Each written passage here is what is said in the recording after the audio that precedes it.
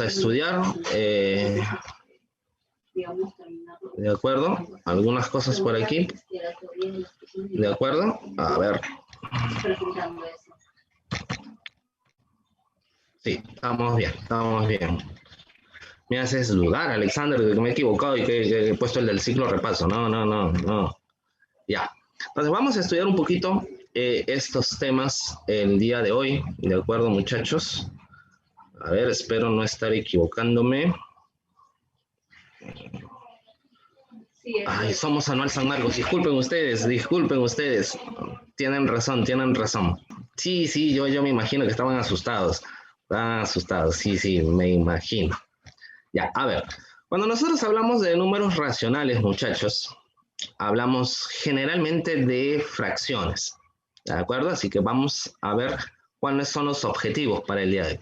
Vamos a definir y vamos a clasificar estas fracciones, ¿de acuerdo? Y vamos a ver lo que son las propiedades que tienen las fracciones, ¿de acuerdo? Muy bien, chicos. Nosotros cuando hablamos de fracciones creo que los encontramos a diario, ¿no? Por ejemplo, vamos al mercado a comprar y pedimos de repente medio kilo de arroz, pedimos, no sé, un cuarto de kilo de cebolla, ¿no? O incluso cuando nosotros nos dicen, ¿qué horas son? ¿No? ¿Qué hora es? Por ejemplo, ya vamos a estar cerca de las 10:15 de la mañana, ¿no? Entonces, el tema es bastante común a nosotros, ¿no? Incluso, por ejemplo, ahí tenemos un ejemplito, ¿no? Vamos a la pollería, ¿no? Estamos misios, ya vamos a la flaca, a la pollería, un cuartito de pollo para los dos, ¿no? Una cosa así. Entonces, por ahí, rápidamente nos damos cuenta de que las fracciones están en nuestra vida diaria, ¿no? Muy bien. Necesitamos entonces aprender a clasificar estas fracciones, aprender a trabajar con ellas, ¿no? Y sobre todo, aprender algunas propiedades que van a tener estas fracciones y que nos van a permitir resolver cierto tipo de problemas que son característicos en un examen de admisión. ¿Bien? Ahí tenemos incluso una pizza, ¿no? También, cada tajada generalmente es 1/8, ¿no? De la pizza. Bien. Cuando nosotros hablamos de fracciones, creo que desde el colegio tenemos ya una noción de qué es una fracción. Una fracción es una expresión de la forma A sobre B. Muy bien. Pero hay algunas condiciones necesarias para que a esta expresión A sobre B nosotros podamos llamarle fracción. ¿De acuerdo? Para que esta expresión pueda llamarse fracción, tanto A como B deben de ser números enteros y deben de ser positivos. A, evidentemente, es llamado numerador, B es llamado denominador. ¿No es cierto? Muy bien.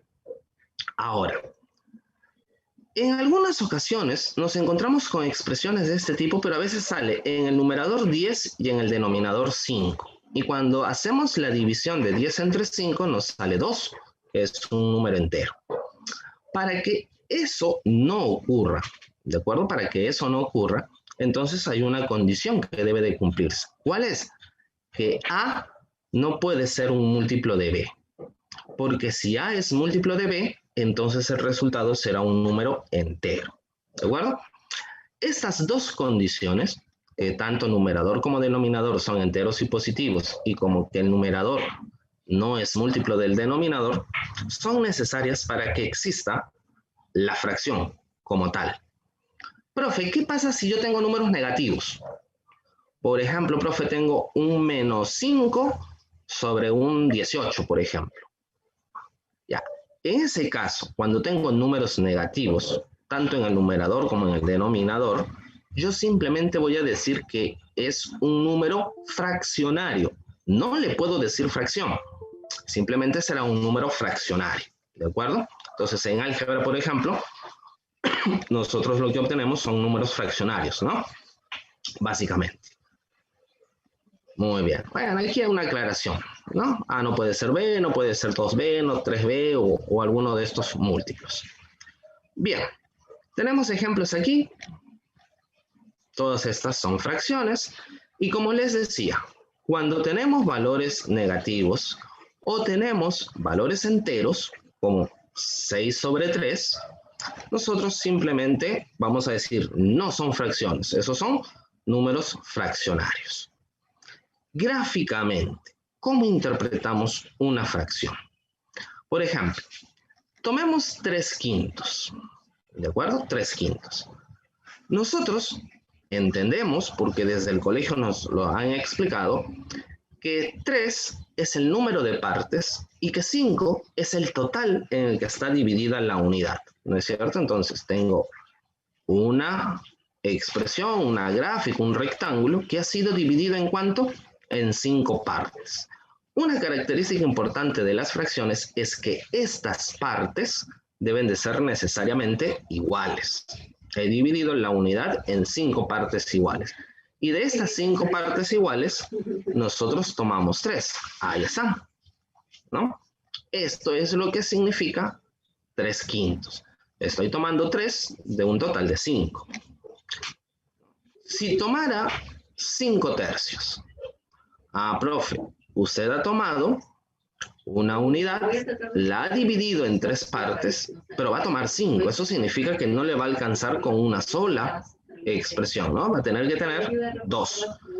2 unidades divididas cada una de ellas en 3 partes iguales, y de estas 6 tomaremos 5.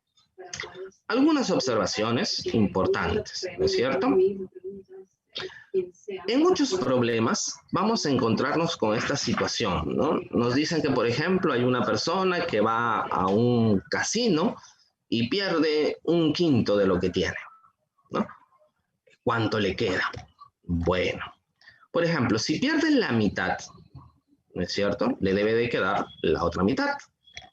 Si pierde 3/5, le quedará 2/5, ¿no? Muy bien, Xiaomi.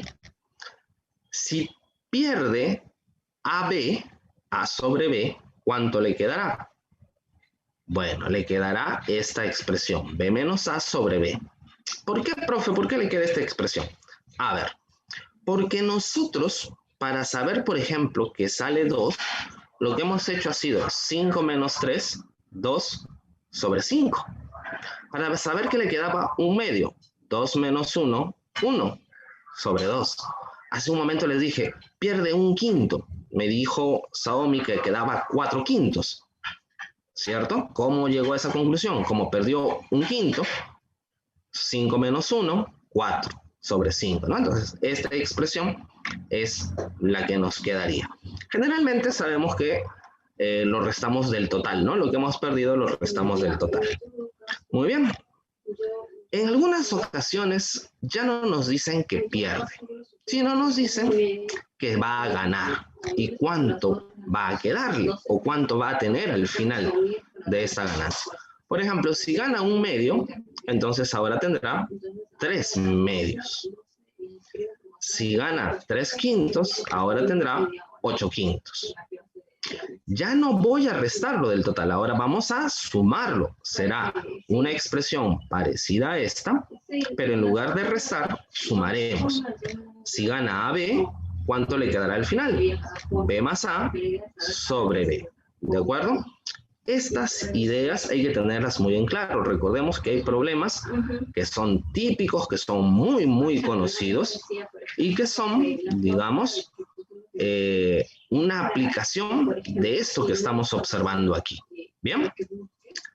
Ahora, cuando hablamos de clasificar las fracciones, ya, hay varias formas de clasificar a las fracciones, ¿de acuerdo? De estas formas de clasificar a las fracciones, nosotros vamos a concentrarnos en 2 de ellas que son muy importantes, ¿de acuerdo? Pero vamos a conocer la clasificación general. Yo voy a comparar en un primer momento a la fracción con respecto a la unidad. ¿Por qué? Porque si nosotros recordamos un poquito lo que acabábamos de ver en la diapositiva anterior, nos dábamos cuenta de que teníamos 2 posibles situaciones. 3/5. Lo que estoy seleccionando es menor que la unidad es menor que el bloque que estoy dibujando.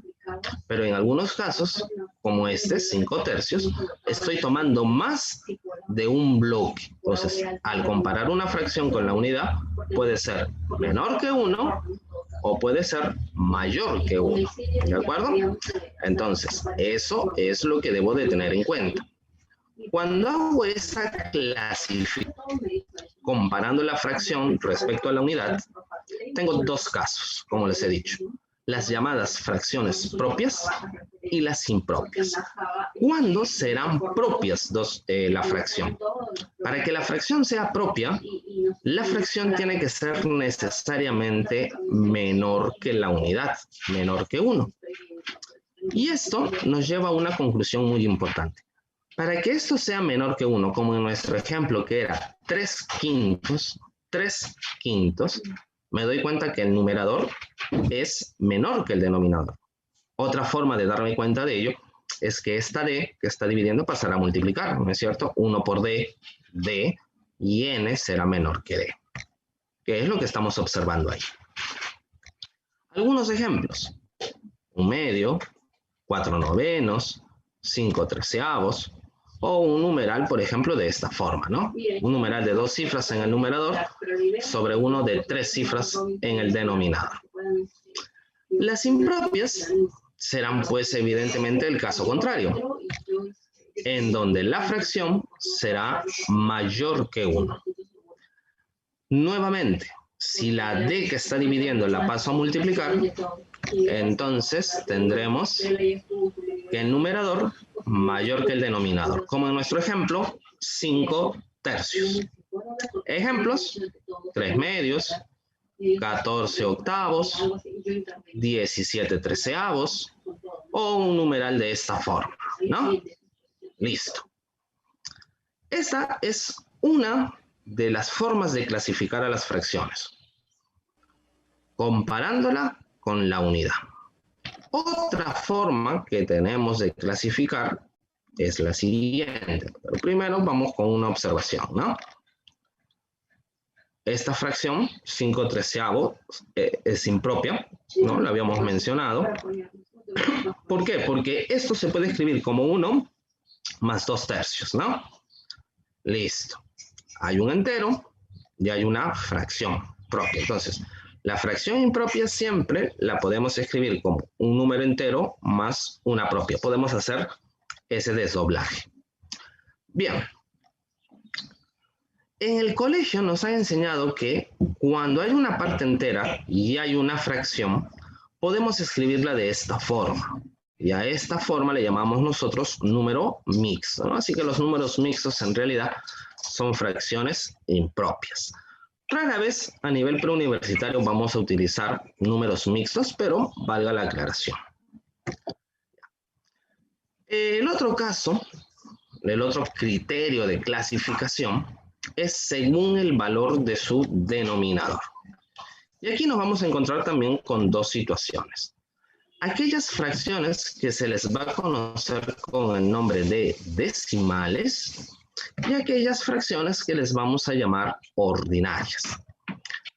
Cuando hablemos de fracciones decimales es porque en el denominador, vamos a encontrar siempre potencias de 10. ¿De acuerdo? Aquí hay un error, ¿de acuerdo? Es en el denominador, aquí en la parte inferior, denominador. Porque acuérdense que estamos evaluando el valor de su denominador. En las ordinarias, miren aquí los ejemplos para que se den cuenta de que es el denominador, hay un error ahí. En las ordinarias va a ocurrir lo contrario. El denominador puede ser cualquier número salvo una potencia de 10. ¿De acuerdo? Entonces por aquí no puede ser potencia de 10. Ejemplos, ahí tenemos, ¿no? Denominador 9, denominador 11, denominador 101, denominador 37. En ninguno de los casos, el denominador es una potencia de 10. Otra forma de clasificar a las fracciones, ¿de acuerdo? Viene dado por los términos que tienen, digamos, el numerador y el denominador. ¿De acuerdo? Entonces, vamos a ver, divisores comunes. Recordemos un poquito. Cuando estudiábamos nosotros el tema de, digamos, números primos, por ejemplo, habíamos visto que habían números que eran llamados primos entre sí. Recordemos que cuando decíamos números primos entre sí, era porque no tenían ningún divisor en común. Claro, los llamados números PESI. Muy bien, Kenneth. Muy bien. Entonces, vamos a tener aquí la presencia de esos números PESI. ¿De acuerdo? Y eso significa que vamos a tener, por un lado, fracciones irreductibles y por el otro lado, fracciones reductibles. ¿Cuándo será irreductible? Ya, irreductible será cuando el numerador y el denominador sean PESI. ¿De acuerdo? ¿Por qué? Porque no los puedo simplificar, ya no tienen nada en común, no les puedo quitar nada. Ejemplos: 4 séptimos, 19 veinteavos, 15 treceavos, N5 sobre N7, ¿no? Listo.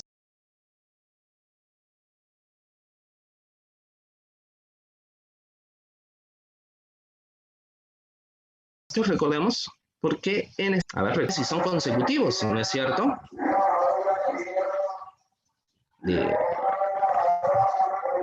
El ropavejero hace más bulla que yo. Sí. Ya.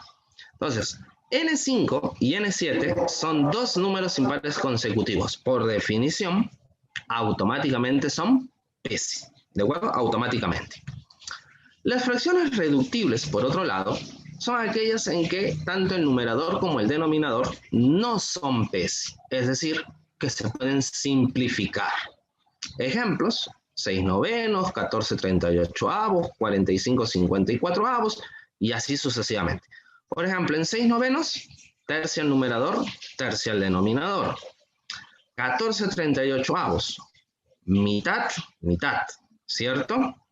45 54avos, novena, novena.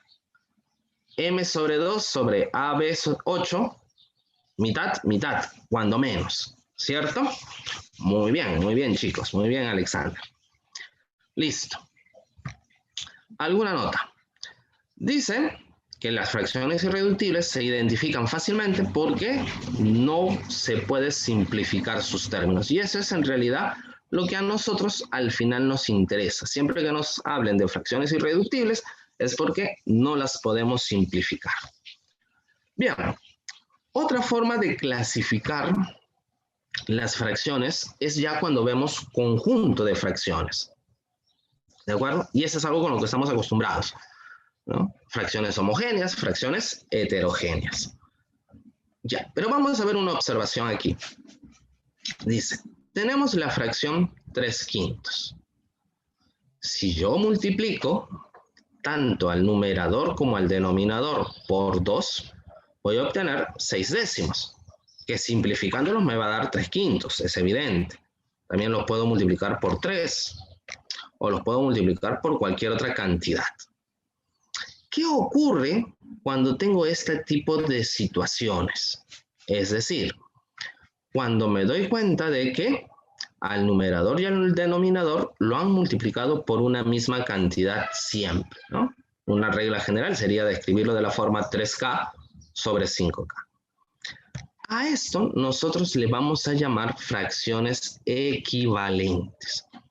Siempre que en un problema nos hablen de fracciones equivalentes, nos están planteando este tipo de situación. Pero tengamos en claro, estas fracciones que estamos viendo aquí han salido, han resultado, se han obtenido de la fracción 3/5, que es una fracción irreductible. Entonces, tengamos en cuenta que cuando nos hablen de fracciones equivalentes, siempre vamos a tener que partir necesariamente de una fracción irreductible. Y eso es lo que nos dicen aquí, ¿no? Las fracciones equivalentes se originan de una fracción irreductible. Entonces, tengamos en cuenta ello. Bien. Ahí está lo que les decía, grupo de fracciones homogéneas, heterogéneas. ¿Cuándo son homogéneas? Cuando tienen el mismo denominador. Cuando son heterogéneas, Cuando tienen diferente denominador, ¿no es cierto? Pero acuérdate que esto funciona solamente cuando hablamos de grupos de fracciones. Nosotros en la mayoría de casos nos vamos a concentrar en una sola fracción. Ahora bien, antes de ver la aplicación, de lo que hemos visto, ¿qué clasificación nos interesa? A ver, nos interesa a nosotros esta primera, propias e impropias. ¿De acuerdo? Nos van a ayudar a nosotros a resolver problemas. Muchos de los problemas van a hacer mención de fracciones propias o de fracciones impropias. Ese es el primer criterio que nunca debo de olvidar. Y el segundo criterio que debo de tener presente es este, irreductible o reductible. Irreductible cuando los términos son PESI, reductible cuando los términos no son PESI. ¿De acuerdo? De todas las clasificaciones, esas son las realmente importantes porque nos van a permitir a nosotros resolver los problemas. Los problemas de examen de admisión siempre hablan de fracciones propias, impropias, reductibles o irreductibles. Bien, las demás clasificaciones es necesario conocerlas por cultura, pero vamos a ver que a la larga en los problemas no los vamos a aplicar. A ver, veamos cuál es el problema que tenemos para practicar. Dice, ¿cuántas fracciones propias? Recuerda, cuando son propias es porque son menores que 1, cuyo denominador es 15, son mayores que 5 séptimos. A ver, vamos a resolver. Yo tengo una fracción que el denominador es 15. No conozco el numerador, así que lo voy a escribir como n sobre 15, n quinceavos. Muy bien. Por dato, como es fracción propia, debe de ser necesariamente menor que 1. Pero como nos han dicho que son mayores que 5 séptimos, aquí pusieron 5 octavos al final, bueno, ahí, ¿de acuerdo? Vamos a ver. Puedo multiplicar todo por 15, ¿para qué? Para poder deshacerme del denominador de la fracción, ¿no es cierto? Y quedarme solamente con n. Entonces, si yo multiplico por 15, me quedará así, ¿no es cierto? Bueno, aquí será 15 por 5, 15 por 5, 75, ¿no? Y 75 entre 8, bueno, 9, y algo. 15 por 1, 15. Listo. Vamos a ver. ¿Qué valores puede tomar n? Profe, puede ser 10, puede ser 11, puede ser 12, puede ser 13, puede ser 14. Ya está. Esos son los valores que toma n. Pero recuerda que por cada uno de estos valores, yo voy a obtener una fracción. Como me preguntan cuántas fracciones hay, yo diré que al haber 5 valores, deben de haber 5 fracciones. Ojo, en ningún momento, en ninguna parte del problema, me dijeron que estas fracciones fueran irreductibles. Entonces, como solamente me han dicho fracciones, son 5. ¿Qué pasaría si me hubiesen pedido que fueran irreductibles? Ah, profe, tengo que fijarme que n y que 15 sean PESI.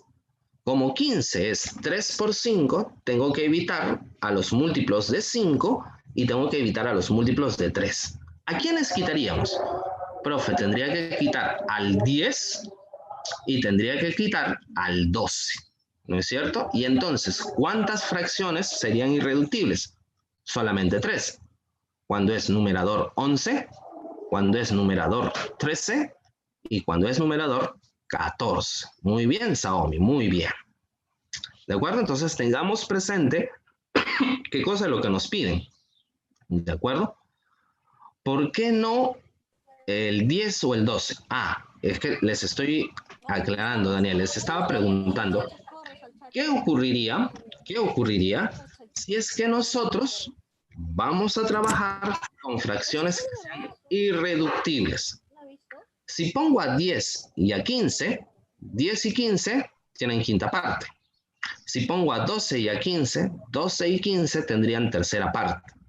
¿De acuerdo? Entonces, los quitaría el 10, quitaría el 12, porque estoy buscando que sean irreductibles. Pero claro, en el problema, en la aplicación tal y cual está, dice solamente fracciones propias. No me han dicho que sea reductible o irreductible. ¿De acuerdo? Entonces, ese es el detalle, Daniel. Muy bien, otra aplicación. Mira, ahora sí vamos a trabajar con irreductibles. Dice, ¿cuántas fracciones irreductibles, términos PESI, con denominador 12 existen entre 2/5 y 3/4?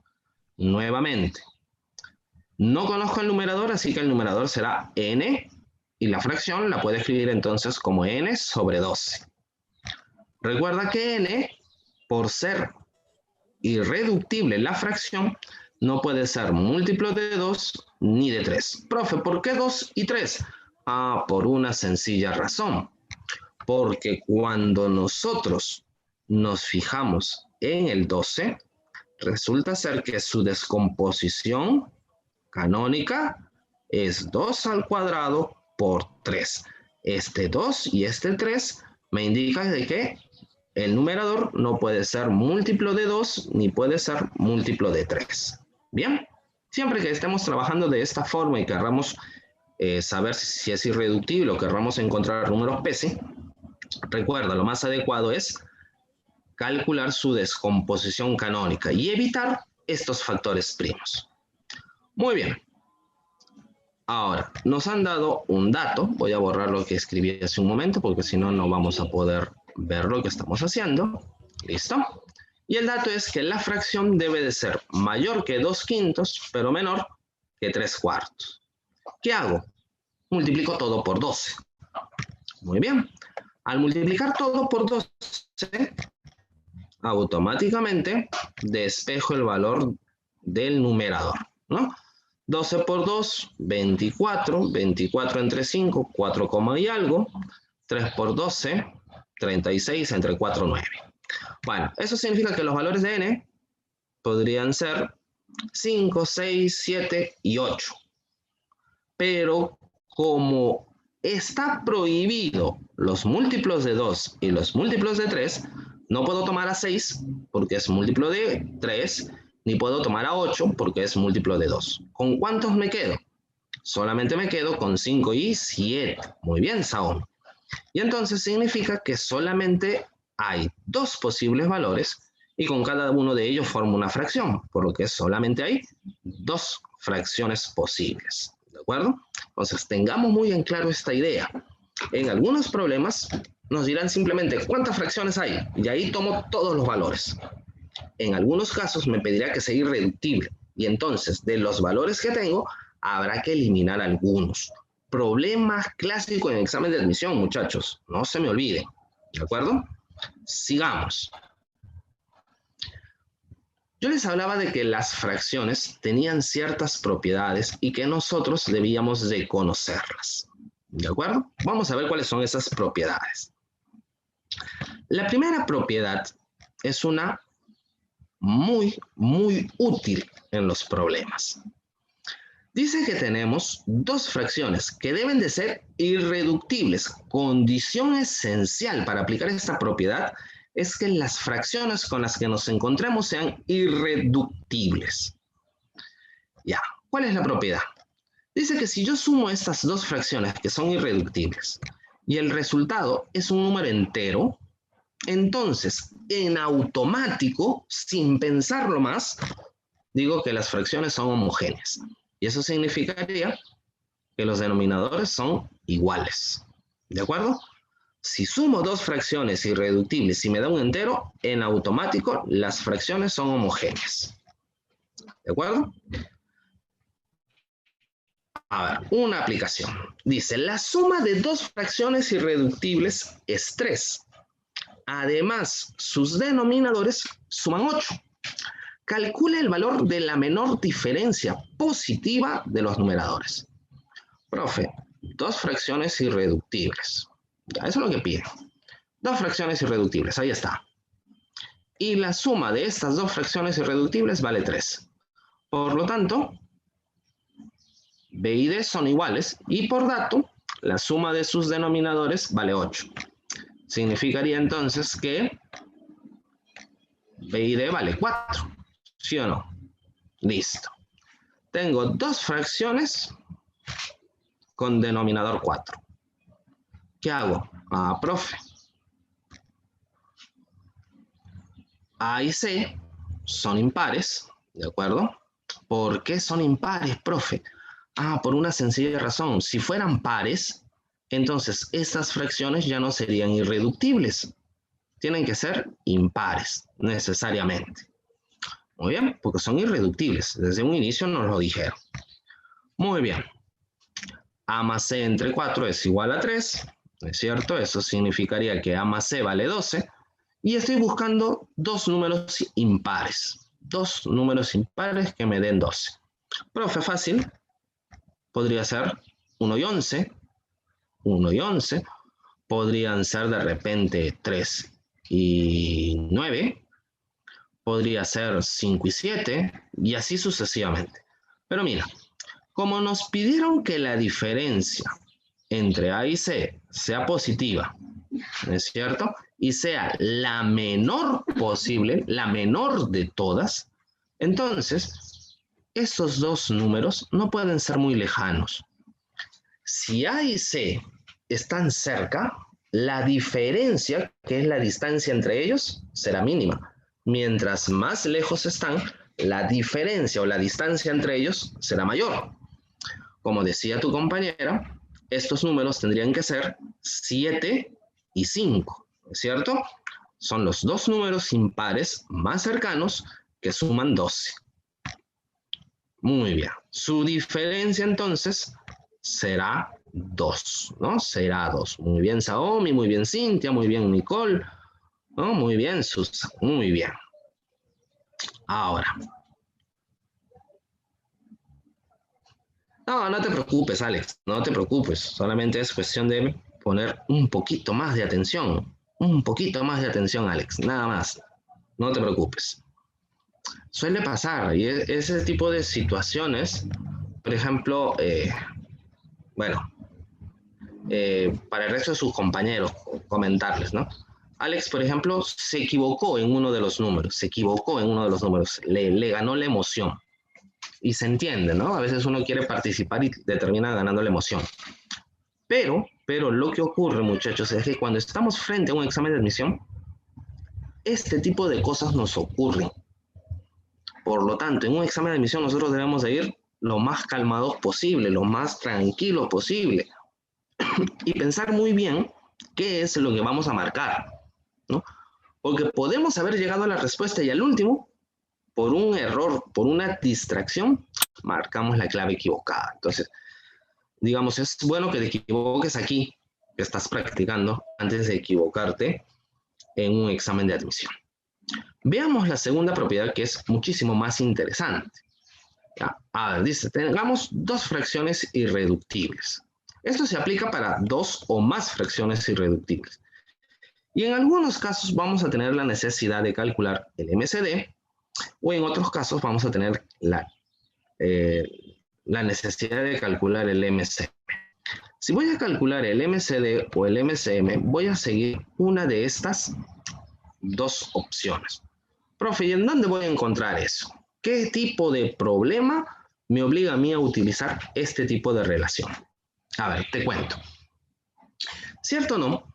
Que es clásico esos problemas en los que me dice que tenemos de repente ladrillos de una determinada dimensión y que queremos empaquetarlos de repente o queremos ponerlos en una caja cuadrada, ¿no? Y nos preguntan cuántos ladrillos van a entrar. Ya, generalmente, en el 90% de los casos, esos problemas hacen referencia a números enteros. Pero en algunas ocasiones, podría ser que las dimensiones de los ladrillos no sean números enteros. ¿Qué ocurre cuando las dimensiones de los ladrillos no son números enteros? Profe, tengo que utilizar una de estas dos.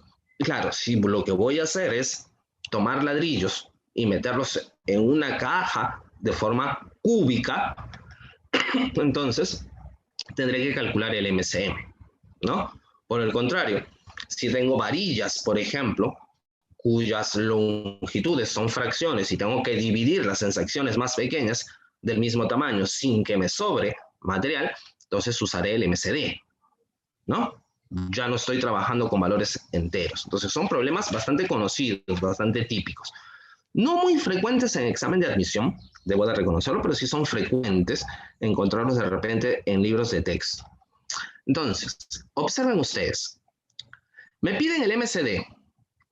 Me va a dar una fracción en la que en el numerador está el MCD y en el denominador el MCM. Y si me piden el MCM, en el numerador el MCM y en el denominador el MCD. Es decir, siempre voy a calcular MCD y MCM. Todo dependerá de qué me pidan. Si me piden el MCD, MCD al numerador y el MCM al denominador.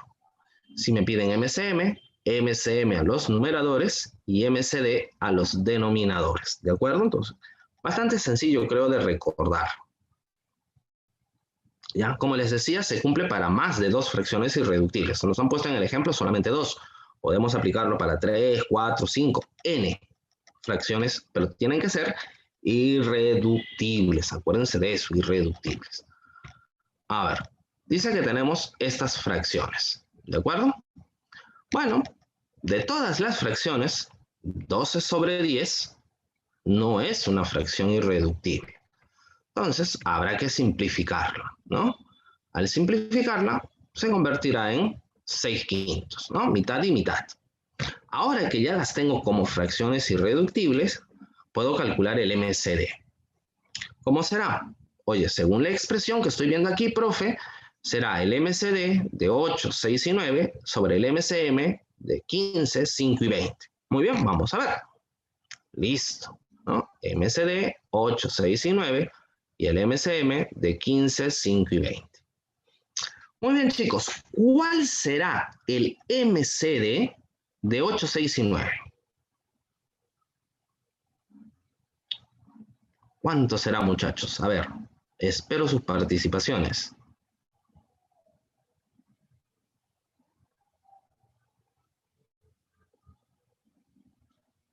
¿Nada? A ver. Muy bien, Piero, muy bien. Nos dice Piero que es 1, el MCD. Incluso por acá Nicole ya nos da todavía la respuesta de la fracción, ¿no? A ver, como tengo a 8 y tengo a 9, tengo 2 números consecutivos. 2 números consecutivos. Recuerda, si en un grupo de números encuentro a 2 consecutivos como mínimo, automáticamente el grupo es PESI. Automáticamente. Y los PESI tienen la particularidad de tener un solo divisor en común, la unidad. Así que automáticamente es 1. El MCM de 15, 5 y 20, como bien lo han calculado, eso sería 60, ¿no? Muy bien, así que el MCD de estas 3 fracciones sería un sesentavo. Todas ellas las puedo dividir entre un sesentavo. Ahora, ¿qué pasaría si tomo esas mismas fracciones y me piden calcular el MCM? Bueno, lo mismo, ¿no? MCM de 8, 6 y 9 sobre el MCD de 15, 5 y 20. Muy bien. Veamos. El MCM de 8, 6 y 9 sería 72, ¿no es cierto? Mientras que el MCD de 15, 5 y 20, 5, porque todos tienen quinta parte. Entonces, como ven, el cálculo no representa mayor complicación, no representa mayor dificultad. Estas dos ideas, ¿no? Suma de 2 fracciones irreductibles, si me da un entero, son homogéneas. Y aquí, cuando me piden calcular el MCD y el MCM, las vamos a aplicar en diferentes problemas. Y recuerda, cuando hablamos de fracciones, las clasificaciones más importantes, ¿cuáles son? Por comparación con la unidad, que pueden ser propias o impropias. Propias cuando son menores que 1, impropias cuando son mayores que 1, y cuando comparo sus términos, ¿no? Que pueden ser reductibles o irreductibles. Reductibles es porque los términos no son PESI, e irreductibles cuando los términos sí son PESI. ¿De acuerdo? Estas 4 ideas te las tienes que llevar el día de hoy muy bien aprendidas, muy bien entendidas, porque si lo comprendiste, créeme que los problemas con fracciones van a ser muy sencillos de manejar, ¿de acuerdo? Y no debemos de olvidar esa tablita que vimos al inicio, en donde mencionaban, esta de aquí, en donde mencionaban, ¿no?, qué pasaba cuando ganaba o cuando perdía, ¿no? Cómo calcular siempre lo que me queda al final, luego de perder o luego de ganar. Porque eso nos va a permitir a nosotros resolver también problemas. 3 ideas que debo de tener en mente. Muy bien, chicos. Eso es todo lo que tenemos el día de hoy. Problema. ¿De acuerdo? Impropias. Acuérdate, menor que 1. ¿De acuerdo? Cuyos términos son números consecutivos, se encuentran entre 11 novenos y 17 treceavos. Bueno, vamos a ver. Ya. Por ser impropia, ¿qué debe de ocurrir? Profe, es mayor que 1, así que el numerador es mayor que el denominador. Y como numerador y denominador son consecutivos, entonces yo puedo hacer esto, ¿no? El numerador de la forma x más 1 y el denominador de la forma simplemente x. Ahora ya tengo 2 números que son consecutivos. Bien. Ahora, vamos a encerrarlo dentro de este intervalo. Muy bien. Al encerrarlo dentro del intervalo, tenemos esto. ¿Cierto? Ya. Basta con que yo calcule cuántos valores toma x y esto automáticamente quedará definido, tal y como dice aquí la observación. ¿Cierto? Bien. Profe, un problema. Usted de los ejemplos que puso en la parte teórica, profe, solamente uno de estos 2 valores era desconocido. Ahora tengo los 2 valores desconocidos, profe, ¿qué hago? Bueno, no te preocupes, no te preocupes. Vamos a separarlos de esta manera, ¿de acuerdo? ¿Listo? Esto que está aquí es exactamente lo mismo que está aquí, ¿cierto? Muy bien. Así que ahora, al hacer x sobre x, 1 más 1 sobre x. Y ya no tengo problemas. Me quedará entonces de esta manera. Restamos 1 a todo. ¿Listo? En lugar de 11 novenos, al restarle una unidad, me quedará 2 novenos. Y en lugar de 17 treceavos, al restarle una unidad, me quedará 4 treceavos. Profe, ahora sí está más bonito, ¿no es cierto? Ya tengo una sola variable, ¿no? Y en una sola situación, en una sola posición. Aquí tenía, es cierto, una sola variable, pero en 2 posiciones diferentes. Pero muchachos, el tratar de resolver esto todavía es un poquito complicado. Así que vamos a invertirlo. ¿De acuerdo? Recuerda que si voy a invertir las expresiones, las fracciones, también se invierte el sentido de la desigualdad. ¿No es cierto? Así que si invierto, invierto todo, incluido la desigualdad. Muy bien. ¿Qué hacemos? Bueno, 9 medios será 4,5 y 13 entre 4, 3,25. X, por lo tanto, tiene solo una posibilidad, mayor que 3,25, pero menor que 4,5 y entero, ¿no es cierto? Así que el único valor posible para X es 4. A partir de aquí, solo se formará una única fracción, Por lo tanto, la respuesta sería la clave A, ¿no es cierto? Muy bien, chicos. A ver, una capturita a la pantalla para continuar. Observen que los problemas no tienen nada de muy complicado, es relativamente sencillo. Lo único que hay que tener en cuenta es la definición de propia, impropia, reductible, irreductible y las propiedades. Bien, seguimos. ¿De acuerdo? Seguimos. A ver, problema 2. Dice, halle la cantidad de fracciones equivalentes a 91 sobre 117 de tal manera que el denominador sea un número de 3 cifras. Profe, para que sean equivalentes, debo de partir de una fracción irreductible. Entonces, lo primero que tengo que hacer es verificar si 91 sobre 117 es irreductible. Eso es lo primero. Profe, pero 91 y 117 no es irreductible. Tienen treceava, ¿sí o no? Entonces, sacándole treceava a 91, me da 7. Sacándole treceava a 117, me da 9. Esta fracción, 7 novenos, sí es irreductible. ¿Cómo sería su fracción equivalente? Fácil, profe. Al 7 y al 9 los tengo que multiplicar siempre por una misma cantidad, ¿cierto? Entonces sería el numerador de la forma 7K y el denominador de la forma 9K. Muy bien, pero nos han pedido que el denominador sea un número de 3 cifras. Entonces, vamos a ver. Como debe de tener 3 cifras, puedo encerrarlo en un intervalo. Debe de ser mayor o igual que 100, que es el primer número con 3 cifras, pero debe de ser menor que 1000. Dividimos entre 9, 100 entre 9, 11, y algo, y 1000 entre 9, 111, y algo, ¿cierto? Listo. ¿Qué valores toma acá entonces?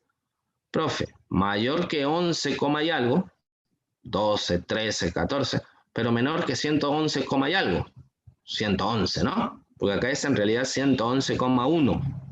Menor que 111,1, 111.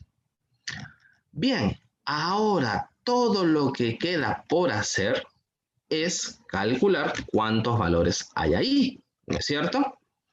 Recordemos que para calcular esto simplemente es el último menos el anterior al primero. 111 menos 11, que es el anterior a 12, porque estamos avanzando de 1 en 1, me dará 100 valores.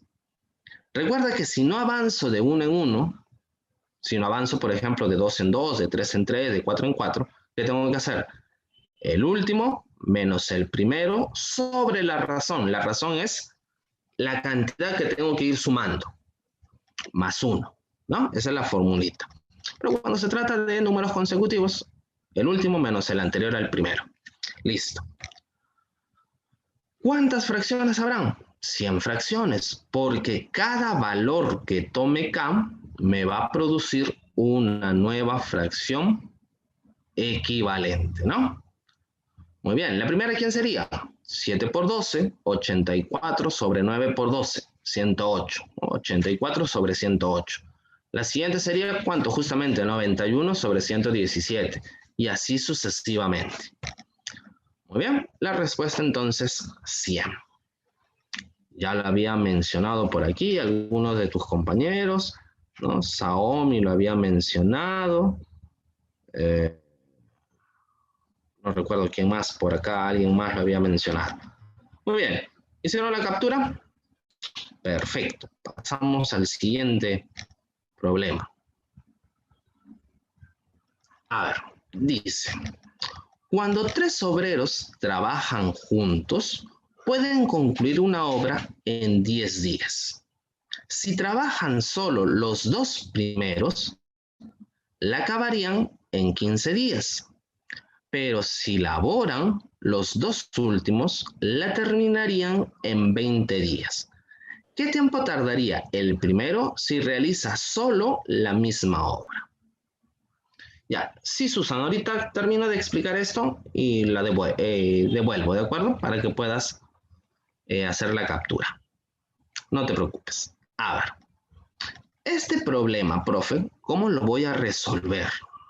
Bien, este problema lo vamos a resolver generalmente trabajando con reducción a la unidad. Ya te explico por aquí qué significa eso de reducción a la unidad.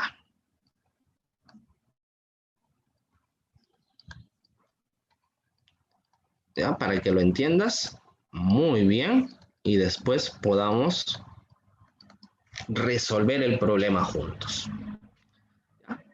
Son 3 obreros, así que a los obreros vamos a llamarles A, B y C. ¿De acuerdo? Este A, este B y este C va a representar en cada caso el número de días que toma a cada uno hacer la obra completa, así que toda la obra solo. Es decir, el primer obrero demora A días en terminar toda la obra trabajando él solo. El segundo obrero, perdón, le toma B días trabajando solo, hacer toda esa obra. Y al tercer obrero, C días trabajando solo. Bien, ahora, nosotros no estamos interesados en el total, sino en lo que hace cada día. ¿De acuerdo? Entonces, el primer obrero, ¿cuánto hará en un día? 1 sobre A. El segundo obrero hará 1 sobre B. Y el tercer obrero hará 1 sobre C. Esta es la porción de obra por un día de trabajo. Profe, no estoy entendiendo. Ya, no te preocupes. A ver, te lo pongo con un ejemplo. Imagínate que A es igual a 5. Significa que el primer obrero hace toda la obra en 5 días. ¿De acuerdo? Entonces, demora 5 días. Por lo tanto, este obrero hace 1/5 de la obra por día. ¿Por qué, profe? Ah, porque 1/5 el primer día, 1/5 el segundo día, 1/5 el tercer día, 1/5 el cuarto día y 1/5 el quinto día. Sumo 5 veces 1/5 y ¿cuánto me da? 1. Significa que han completado la obra.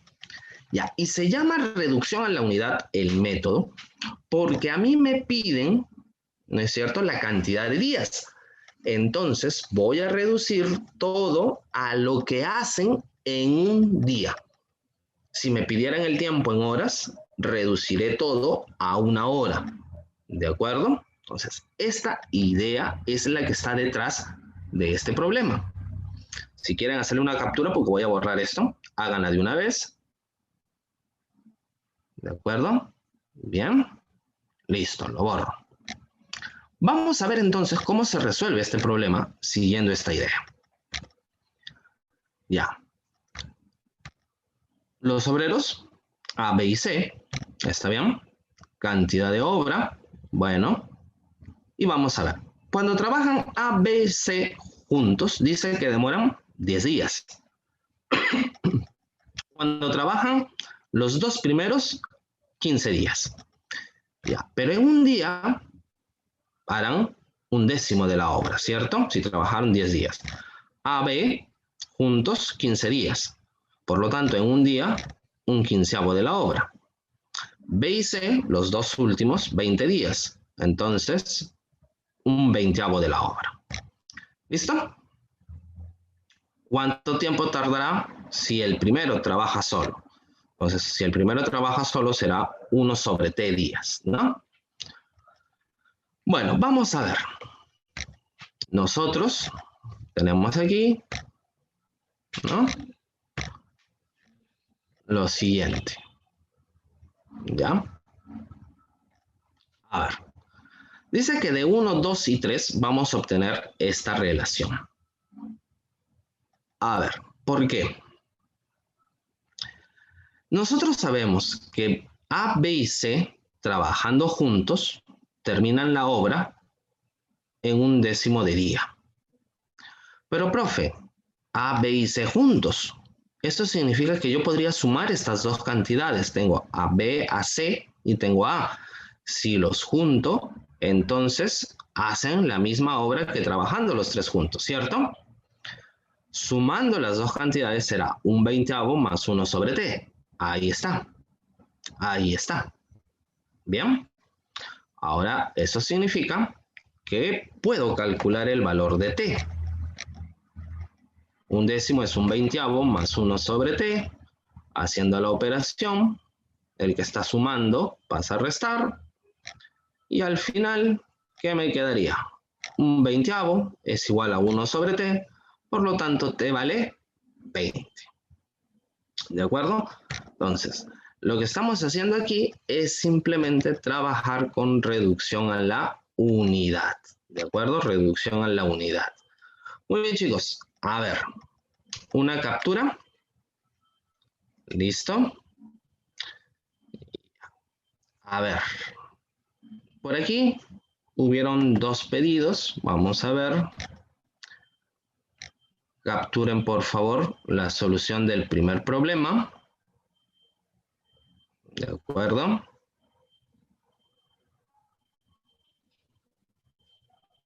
¿Listo, Susan? ¿Capturaste el primer problema?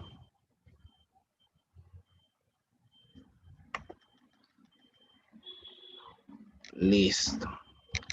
Por acá, para Piero, que estaba pidiendo el problema número 2.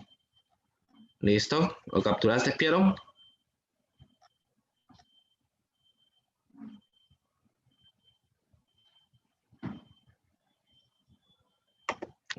Y por aquí, el problema que acabamos de resolver, ¿no? El problema número 3.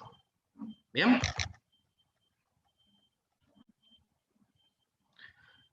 No lo sé, Alexander. Honestamente no lo sé. Yo me imagino que sí. Yo me imagino que sí. Normalmente para fines de ciclos se programan seminarios. Yo me imagino que sí va a haber una programación de seminarios. No te puedo garantizar exactamente qué día, pero me imagino que sí. Ya, porque hasta donde se han programado, por ejemplo, para el básico ciencias y para el semianual integral, así que sí, sí, debe de haber para ustedes también, no se preocupen. Bueno, sigamos. Problema 4, ¿de acuerdo? A ver, en el problema 4 dice, con todos los números enteros, desde el 10 hasta el 20, desde el 10 hasta el 20, se forman sendas fracciones homogéneas y propias, cuya suma es un número entero. ¿Cuál debe ser el denominador de las fracciones para que este entero sea el mayor posible? Ya. Cuando aquí me dicen sendas, me están diciendo que se van a formar fracciones una por una. ¿De acuerdo? Así debo de entenderlo. Es un poquito complicado de repente de entender la redacción en algunos problemas, pero acuérdate, cuando digan sendas, ya no se están refiriendo a una senda de un caminito, sino que vamos a trabajar una por una. ¿De acuerdo? Entonces, con todos los números vamos a tratar de formar fracciones. Ya. Ojo, vamos a formar grupos de fracciones porque me dicen que deben de ser fracciones homogéneas. Es decir, ya no estoy interesado en una sola fracción, estoy interesado en fracciones homogéneas. Pero la característica es que deben de ser propias. ¿De acuerdo? Propias. Y además de ser propias, ¿no es cierto? Que significa menor que 1, deben de sumar un número entero. Ya. Esto de sumar un número entero es para aplicar la propiedad. Recuerda que la propiedad me dice que las dos fracciones irreductibles me darán un número entero siempre y cuando sean homogéneas. Entonces, me está recalcando el hecho de que sean homogéneas. Bueno, veamos. Ya, como estamos trabajando con números que van desde el 10 hasta el 20, ¿no es cierto? Yo tendría estas posibilidades, ¿no es cierto? 10, 11, 12, así hasta el 20, pero deben de tener el mismo denominador, el mismo valor en el denominador porque son homogéneas. Ya está. Muy bien. Ahora, aquí hay un error, n debe de ser... bueno, no, perdón, no hay el error, estoy pensando en que n es el numerador, ¿no? N, claro, debe de ser mayor que 20 porque son propias. Y recuerda, en una fracción propia, los denominadores son mayores que los numeradores, ¿no? La costumbre de que siempre ponemos n en el numerador, ¿no? Y esto debe de sumarme un número entero. Muy bien. Veamos. Nosotros podemos multiplicar todo esto por n para hacer desaparecer el denominador, que nos quede algo así, ¿no? 10, 11, 12 y estoy sumándolos. Muy bien. Recuerda por aquí lo siguiente. Cuando yo tengo la suma desde el 1 hasta el 20, esto se calcula muy fácilmente. Esto es 20 por 21 sobre 2. Profe, y del 1 al 9 sería 9 por 10 sobre 2, ¿cierto? Así que por una diferencia podría saber cuánto vale esta suma, ¿no? Y me da 165, ¿de acuerdo? Listo. Otra posibilidad que tenemos es la siguiente, ¿de acuerdo? Ya imaginemos que no quiero hacer todo esto o que profe, ¿sabe qué? No va de 1 en 1, va de 2 en 2, ¿ya? Imagínese, profe, va de 2 en 2, ¿ya? Aunque en nuestro caso va de 1 en 1, ¿ya? Esto que está aquí lo puedo sumar también, de otra forma, pero lo puedo sumar. A ver, lo primero que me gustaría saber es cuántos términos hay. Profe, aquí yo observo que hay 11 términos o 11 números en total, ¿cierto? Desde el 11 hasta el 20 hay 10, pero agregándole el que está adelante, habría 11 números. Entonces, la suma se puede calcular como la cantidad de términos por la semisuma de los extremos, 10 más 20 sobre 2. Esto lo puedes aplicar no solo para situaciones en donde hay números consecutivos, sino cuando avanzan de 2 en 2, de 3 en 3, de 4 en 4, de 5 en 5 o como sea. Vamos a ver. El 11 queda 10 más 20, 30, entre 2, 15. 11 por 15. Profe, 11 por 15, 165. Nos da la misma suma, ¿cierto? Así que también podemos resolverlo de esa manera. Ten presente esas situaciones, porque a veces no me dan números consecutivos y tengo que ver cómo sumarlos, ¿no? Bueno, ese 165 debe de ser igual a K por N. ¿Bien? Recuerda que N es un número mayor que 20 y que K debe de ser entero. Entonces, una forma de hacerlo sería descomponer, ¿no? Ya, claro, aquí en el problema nos dice que el número entero debe de ser el mayor posible, Por eso al número entero le ponemos máximo. Si uno es máximo, el otro debe de ser mínimo. Muy bien. Y debe de ser así, ¿no? El 165 descompuesto. 3 por 5 por 11. Listo. N debe de ser mayor que 20.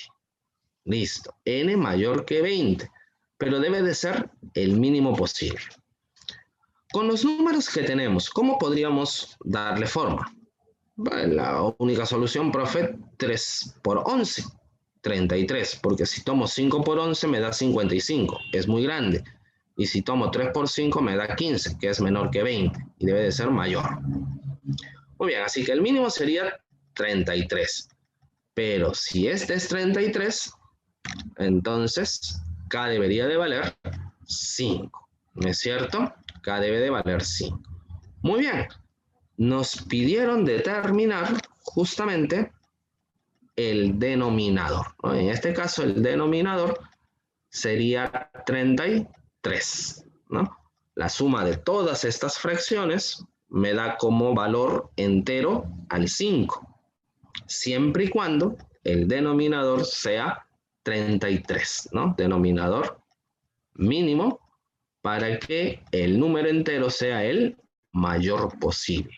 Porque si le ponía 55, el número entero iba a ser 3, ¿no? No nos convenía. ¿Captura? ¿Listo? Ya, continuamos. Muy bien. Vamos a borrar aquí. Se quedó la anotación. A ver, dice lo siguiente. Dice, si se añade 5 unidades al denominador de 7 quinceavos, ¿la fracción aumenta o disminuye? ¿Y en cuánto? No te preocupes, Ariana, después pongo el problema para que le tomes captura. Bueno, vamos a averiguar, ¿de acuerdo? Vamos a averiguar qué ocurre. Bien. Nosotros tenemos nuestra fracción, ¿cierto? Ya, ahora, el hecho de que aumente y disminuya implica una variación. Y esa variación se calcula siempre como el nuevo valor menos el valor inicial. ¿De acuerdo? Así calculamos nosotros una variación.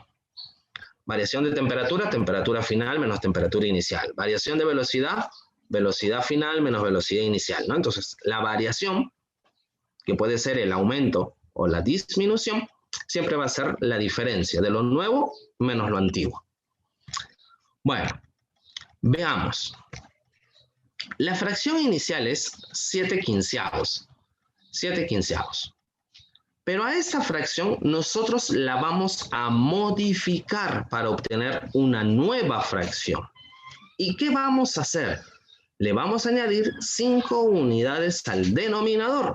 Entonces ahora será 7 veinteavos. Ya. 7 de 20, estoy dividiendo a 7 en 20 partes. Y 7 de 15, estoy dividiendo a 7 entre 15 partes. ¿Qué parte será menor?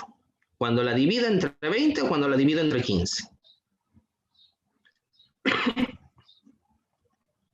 Cuando la divido entre 20. Muy bien, Joseph. Muy bien, Piero. Muy bien, Saomi. ¿No? Al dividir entre 20, hago que el número resultante sea más pequeño. Entonces, si este es más pequeño y este es más grande, la variación será negativa. Una variación negativa implica una disminución. Va a disminuir. Ya, ahora hay que averiguar en cuánto va a disminuir. A ver, hacemos nuestros cálculos, ¿no es cierto? Estoy multiplicando así en aspas, 7 por 15 menos 20 por 7 sobre 20 por 15, eso es lo que veo ahí. Y nos vamos a dar cuenta que disminuye en un menos 35 sobre 300. Simplificando, 7 sesentavos. ¿No es cierto? 7 sesentavos. Profe, el signo menos dice que disminuye, pero ¿en cuánto? En 7 sesentavos. La clave entonces sería la clave D, ¿no?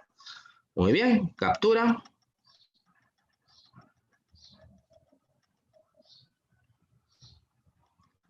¿Listo? ¿Lista la captura?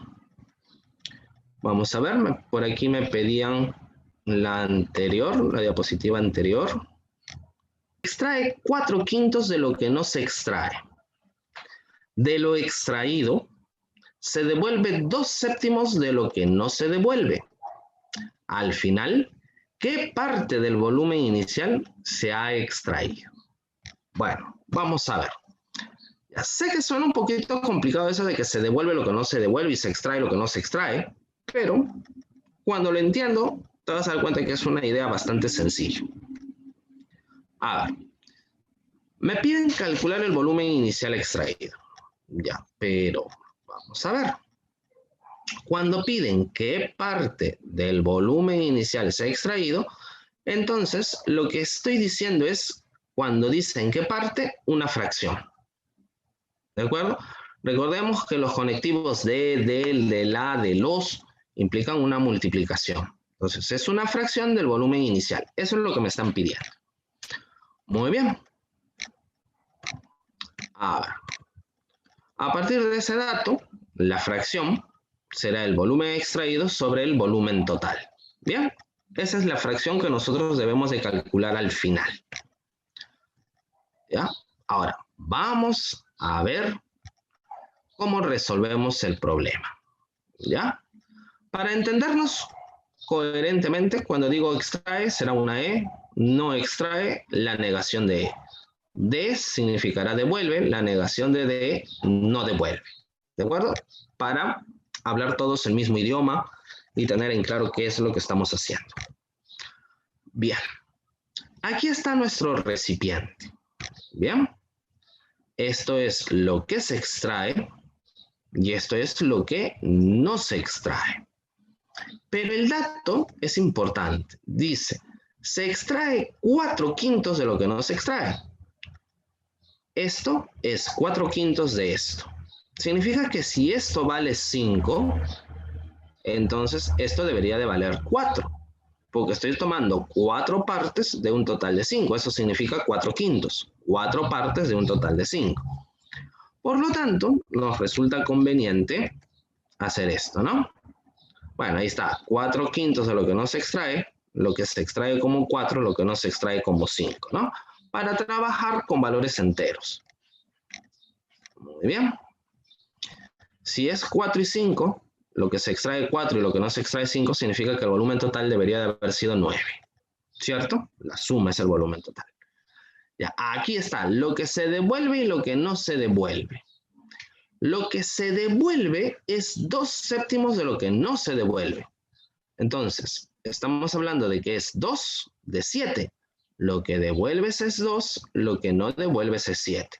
Si lo queremos expresar adecuadamente, sería, ¿no? Lo que se devuelve es 2/7 de lo que no se devuelve, por lo tanto, se devuelve como 2 y no se devuelve como 7. Muy bien, eso significaría que esto vale 2 y esto vale 7. Esta cantidad en total, ¿cuánto valdría? 9. Pero este 9, ¿qué representa? Lo extraído, profe, lo extraído. Profe, pero hace un momento dijo usted que lo extraído valía 4 y ahora dice que lo extraído vale 9. Deberían de ser los mismos valores. Ya no hay problema, porque si deben de ser los mismos valores, al 9 lo multiplico por 4 y al 4 lo multiplico por 9. ¿No? Estoy homogenizando, estoy trabajando con razones geométricas, recuerden el primer tema, razón geométrica, y los estoy homogenizando. O como dice tu compañero Denis, en realidad es mínimo común múltiplo. Ya, pero muchachos, para que esta relación no cambie, si al 4 lo multiplico por 9K, al 5 lo debo de multiplicar por 9K, ¿no es cierto? Muy bien. Entonces, ¿cuánto hay del volumen total? 9 por 9K, ¿no es cierto? Porque este 9, recuerda, era la suma de 4 y de 5. Entonces, ahora, tomamos en cuenta de que si al 9 lo he multiplicado por 4K, dado que este 9 era la suma de 2 y 7, al 2 y al 7 también los tengo que multiplicar por 4K. Bien. Profe, lo que no se extrajo, 5 por 9, 45.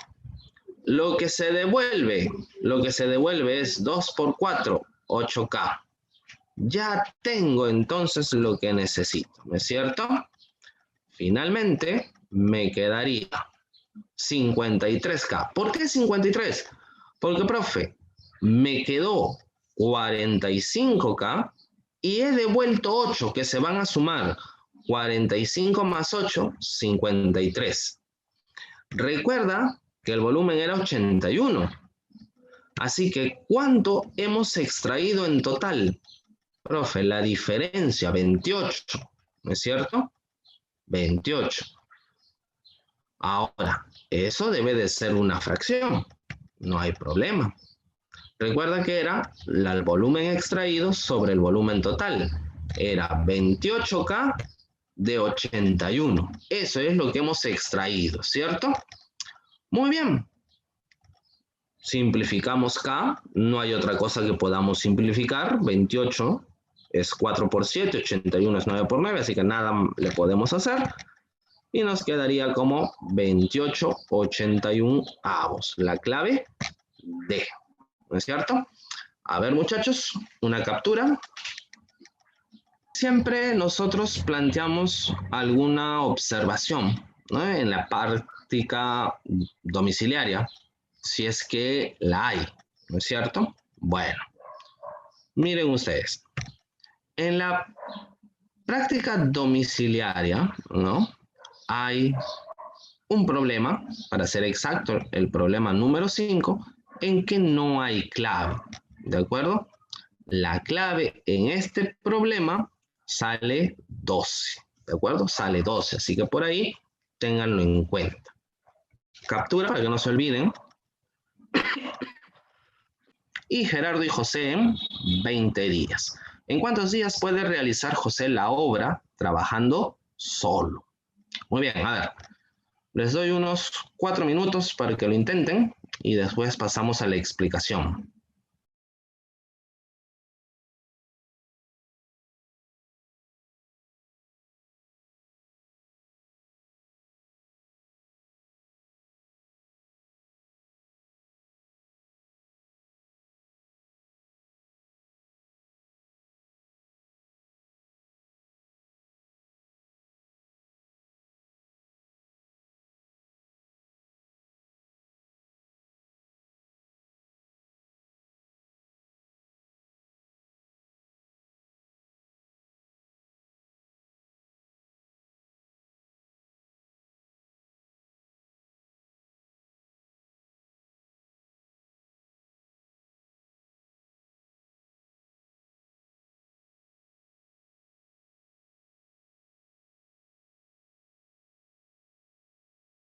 El problema. ¿De acuerdo? Bien. A nosotros nos hablan de 3 personas, de Gerardo, de Luis y de José. ¿De acuerdo? Bien. Xiaomi también ya tiene la clave. Muy bien.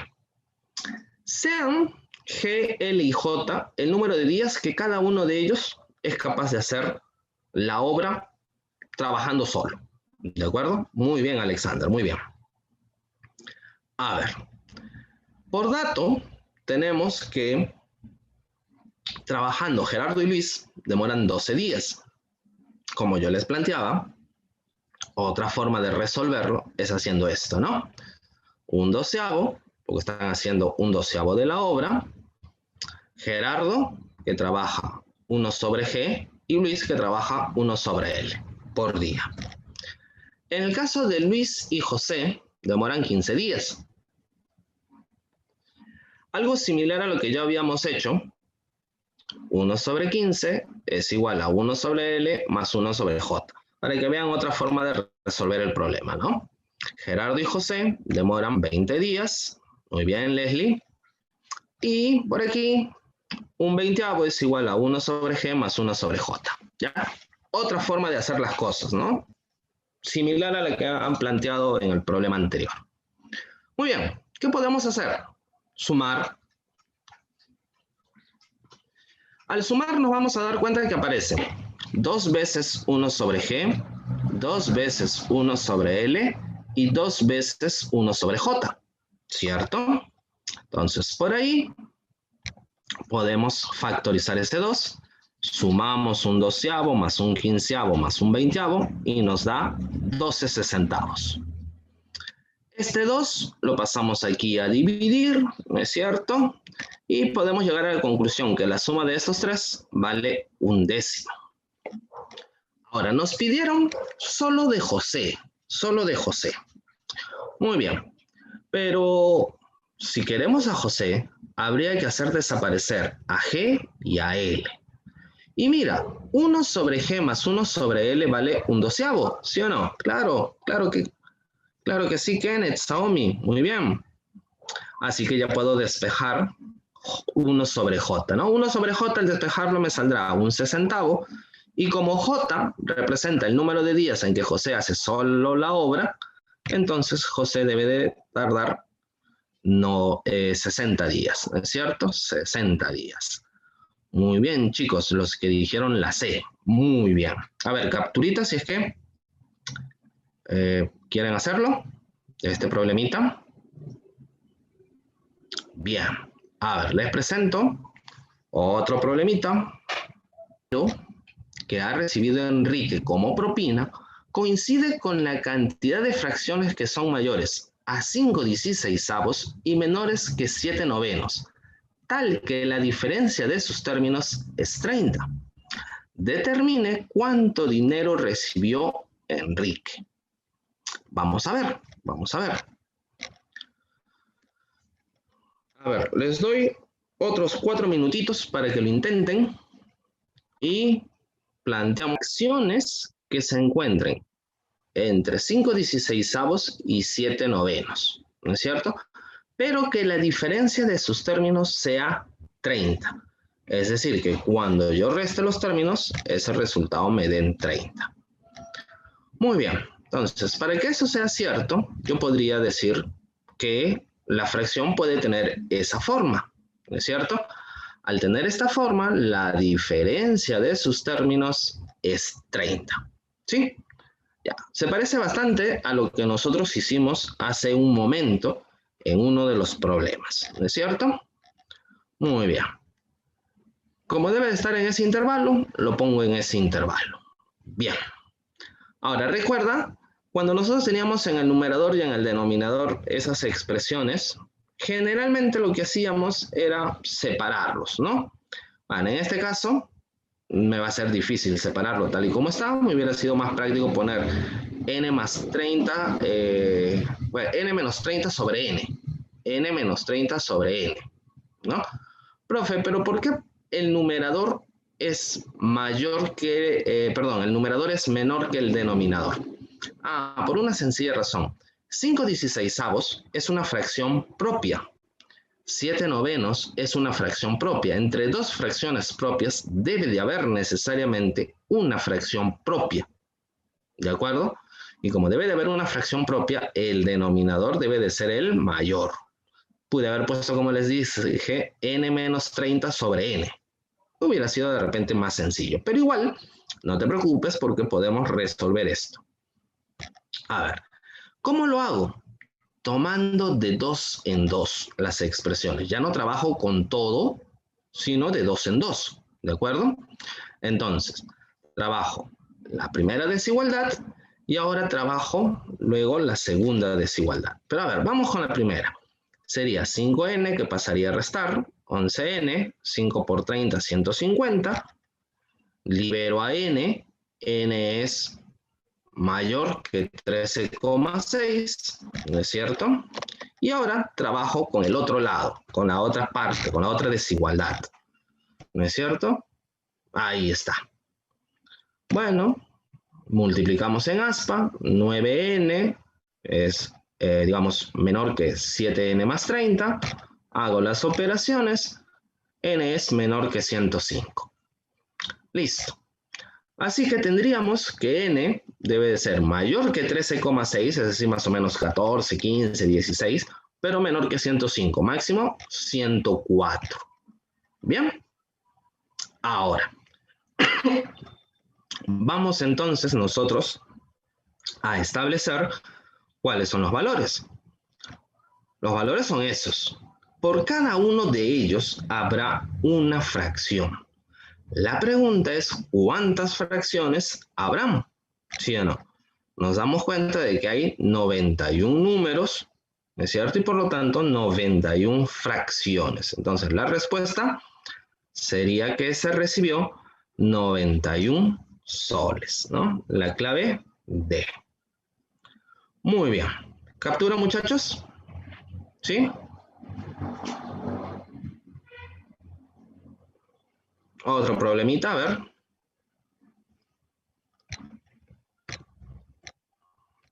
A ver, hay que observar que al finalizar el día ha obtenido 1.701 soles de recaudación, pero tiene gastos por 972 soles. Si divide estas dos cantidades para obtener la relación entre los ingresos y los gastos, observa que es posible representar esta relación con fracciones equivalentes, cuyo numerador es de 3 cifras y no es múltiplo de 8. Determine cuántas fracciones equivalentes pueden obtenerse. A ver, unos minutos para que traten de resolver. Cantidad de fracciones equivalentes, los ingresos 1.701, los gastos 972. Y nos hablan de una relación entre ingresos y gastos. Muy bien, Lady, a ver, ya Lady tiene una clave. Listo, así que nosotros lo que tenemos que hacer es formar esta fracción, ¿de acuerdo? Recuerda que si vamos a hablar de fracciones equivalentes, hay que simplificar, ¿no? Entonces al final eso era 7/4. Muy bien. esa fracción irreductible nos va a permitir a nosotros encontrar las fracciones equivalentes. Recuerda que la fracción equivalente será 7 por algo, 4 por algo, ¿no? Entonces, de ahí ya tenemos 7K y 4K. Pero, ¿cuál es la condición? Dice, la condición es que el numerador es de 3 cifras. Ahí está, numerador 7K, 3 cifras ABC. Ya. Y no puede ser múltiplo de 8. Ya. Eso de múltiplo de 8 dejémoslo para después. ¿De acuerdo? No puede ser múltiplo de 8, así que acuérdate de eso, nada más. Si tiene 3 cifras, entonces es mayor o igual que 100, pero menor que 1000. Eso sabemos por numeración. Muy bien. Como el ABC es de la forma 7K, lo reemplazo y encontramos que K va desde 14,2 hasta 142,8. Entonces, ¿qué valores puede tomar K? Los que ves aquí, 15, 16, 17, 18, hasta 142. Ahora, aquí viene el detalle. Me dijeron que no podían ser múltiplos de 8. ¿De acuerdo? No podían ser múltiplos de 8. 7 no es múltiplo de 8. Así que el que debe de tener el múltiplo de 8 y que debo de evitárselo es K. Por lo tanto, K no puede ser 16, no podría ser 24, no podría ser 32, no podría ser 40, ¿no es cierto? Y así sucesivamente. En esta lista, ¿cuántos múltiplos de 8 tenemos? Bueno, empecemos. Hay 128 valores. De estos 128 valores, ¿no es cierto? Vamos a tratar de determinar cuántos son múltiplos de 8. ¿De acuerdo? Los múltiplos de 8 que nos están prohibidos son 16, como les decía, 24, 32 y hasta 136, que es el último. ¿Cuántos habrán aquí? Bueno, mira, sería cuestión de tomar el último menos el primero, y como avanzan de 8 en 8, dividir eso entre 8, y al final sumarle 1. 136 menos 16. Profe, eso me da 120. ¿Listo? 120. Si a 120 lo divide entre 8, eso me da 15. Pero me falta agregarle 1, 16. Así que aquí hay 16 valores. ¿De acuerdo? 16 valores. Muy bien. De estos 16 valores habrá que restarlos, ¿no es cierto? Entonces, por aquí, 128 menos 16 nos dará 112, ¿no? 112 valores. Esos 112 valores deben de representar cada uno de ellos a una fracción equivalente, ¿no? Por lo tanto, la clave, bueno, acá han puesto D, la clave debería de ser A, ¿no es cierto? A. Claro, la clave debería de ser A. 112. Es la que nos permite a nosotros encontrar rápidamente esta cantidad de valores. Y vamos a verlo. A ver, te lo pongo por aquí. ¿Bien? A ver. ¿Qué pasaría si me dicen que tenemos un 13, tengo 18, tengo 23, tengo 28 y así sucesivamente hasta 1333. Bueno, 1333. ¿De acuerdo? Y quiero averiguar cuántos hay. Bien, ya, no nos preocupemos. Lo primero que tenemos que hacer es fijarnos de cuánto en cuánto va. Profe, va de 5 en 5. ¿Cierto? Como va de 5 en 5, entonces la formulita será muy rápida. Será 1333, que es el último Mayra, menos el primero. Listo, el primero es 13. ¿Sobre quién? Sobre la razón. La razón es de cuánto en cuánto vas avanzando. En este caso, vas avanzando de 5 en 5. Y al cociente de todo esto le sumarás 1. 1333 menos 13, profe, 1320. ¿Entre cuánto? Entre 5. Y a esto le sumaremos 1. 1320 entre 5. A ver, 13 entre 5 me daría 2, me sobraría 3, ¿no? Del 3. 32 entre 5 a 6 y me sobraría el 2. 20 entre 5 a 4, ¿no? Entonces, el resultado sería 264 más 1. Y eso, como bien dice tu compañero Piero, debería de darnos 265. Muy bien, Saomi. Eso, Mayra, es lo que ha ocurrido. Sino lo que ha ocurrido es que nosotros teníamos 16, 24, 32 y así sucesivamente hasta 136. ¿No? Eso teníamos. ¿De cuánto en cuánto avanza? Nos dábamos cuenta que avanzaba de 8 en 8. Entonces, Mayra, lo que nosotros hicimos fue simplemente el último, 136, menos el primero, 16, entre la razón que vale 8, más 1. 136 menos 16, 120, entre 8, más 1. Si dividimos 120 entre 8, nos vamos a dar cuenta de que el resultado es 15, más 1. Entonces eso vale 16. ¿De acuerdo? 16. De esa manera fue como calculamos nosotros, de manera rápida, como tú lo dices, la cantidad de valores. Algo similar pasa exactamente con, digamos, el otro valor. Pero en el otro valor vamos avanzando de uno en uno, ¿no es cierto? Cuando calculamos los datos que estaban. Ha sido todo por el día de hoy. Su otro